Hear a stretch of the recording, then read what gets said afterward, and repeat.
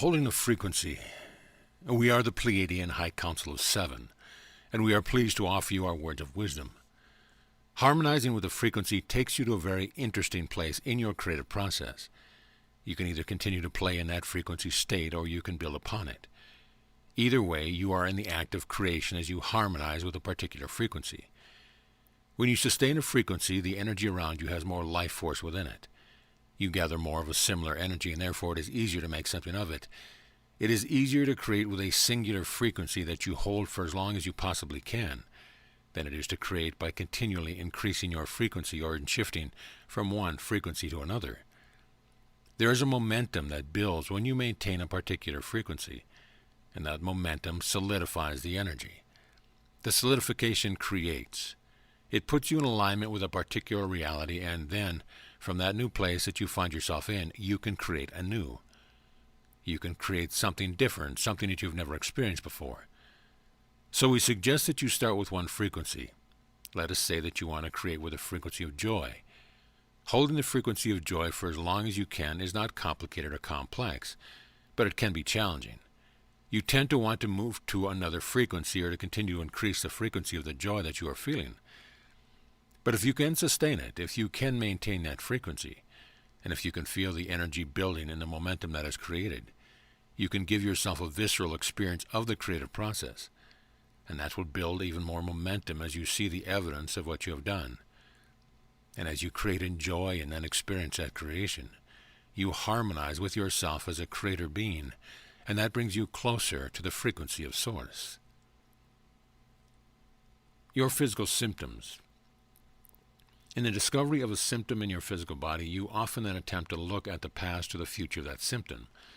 You want to know how it came to be, and you want to know where it is ultimately going. These types of questions take you from the experience of it. They take you out of the present moment, and in many ways they are attempts to disassociate from the symptom itself. Your physical symptoms are guides. They are asking you to feel and to explore the feeling that you have on a deeper level. So let us say that you are feeling pain in a certain part of your body. The pain, as a physical sensation, is likely to trigger an emotional response. The emotional response is there because of something that you haven't been paying attention to in your life, something that you've been attempting to avoid and haven't wanted to face. So the physical symptom is a wake-up call to something else.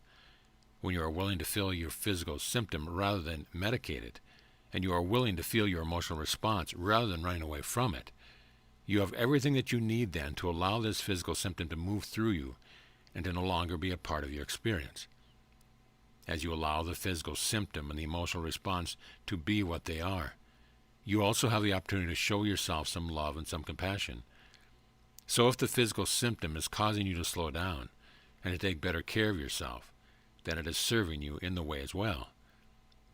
When you love and nurture yourself through these physical hiccups, you give yourself something that only you can give you. Only you can choose to take better care of yourself. And as you show yourself more love and compassion, you also eliminate the need to create more scenarios for yourself to be in physical pain or to have some other physical ailment. Your symptoms are your blessings in disguise, for they awaken you to something deeper than the needs to occur within you. And when you give yourself what you need, they quiet down and become silent. Do no harm. Because there is no sense of relief that is achieved by getting even with someone else, it never serves you to harm another. There is no real satisfaction that is accomplished or achieved by extracting revenge, no matter how much the other person deserves it. Even if another person creates karma with you, you have the ability to rise above the pettiness, to be the bigger person, and to forgive and let go of what has been done. Getting involved in any act of vengeance only lowers your vibration, and if you feel what you feel while doing it, you will notice that you are getting the guidance to stop before you start. You cannot harm another without harming yourself. You cannot even speak poorly or with disdain about another person without harming yourself. Now, that being said, you can feel anger and hate in response to something that someone has done. Feeling and acting upon are not the same thing. We encourage you to feel your emotions, but only to act from the ones that feel good.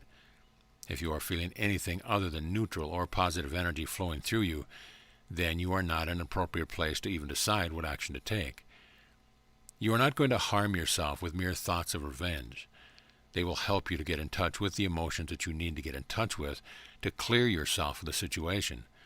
But you never need to act upon anything that feels bad as you consider it. Just as peace is not achieved by starting a war, inner peace will never be achieved by doing harm to another. When you rise above the need to even think of a thought that is negative and aimed at another individual, you have achieved mastery.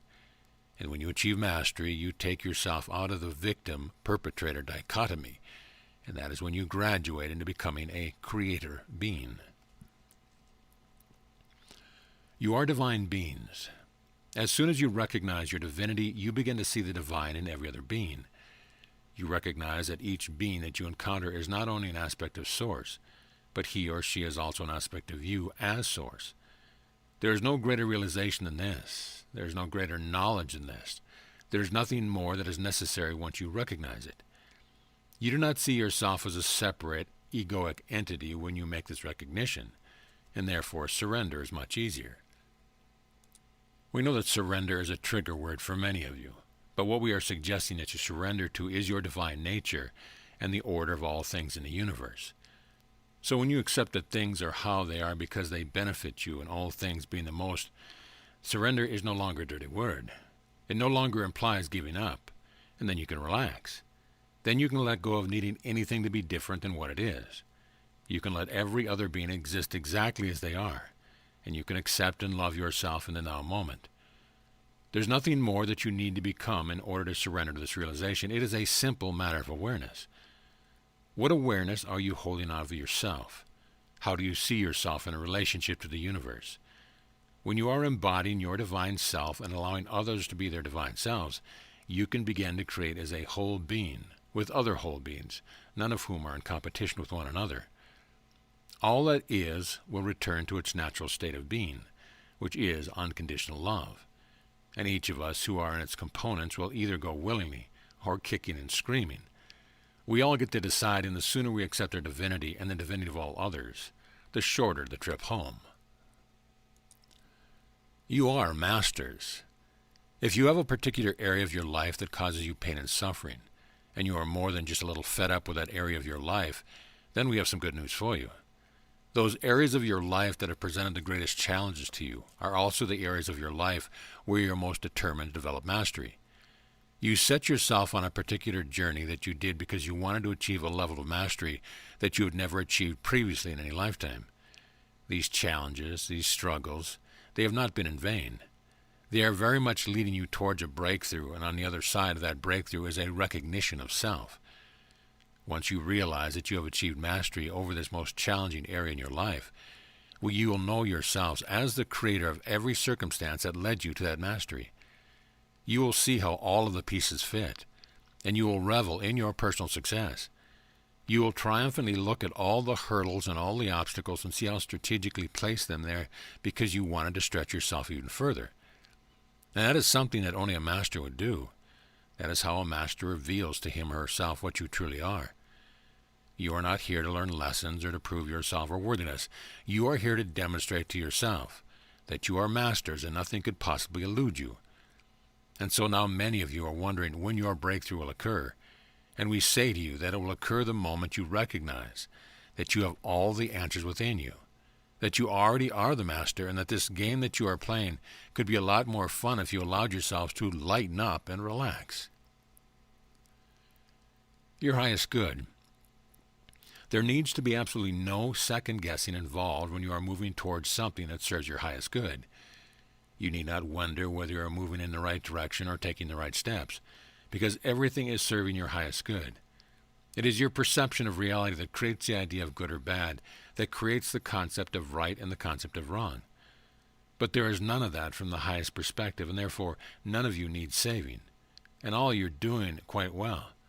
It is only when you judge something that you create the dichotomy that then necessitates a certain outcome. Begin to understand that your place here is one of continued exploration and experimentation, and that you are not graduating because you have all the right answers now. You are simply moving towards that which gives you the opportunity for greater expansion through new experiences. So you are not being tested, and you never have been. You are in fact deciding what experiences to give yourself next, and all these experiences are going to serve your highest good. As you experience anything, different aspects of who you are get activated. These aspects are then either accepted or rejected into the whole of who you are. The more times you reject an aspect of yourself, the more times you will need to create a circumstance to get you in touch with that aspect.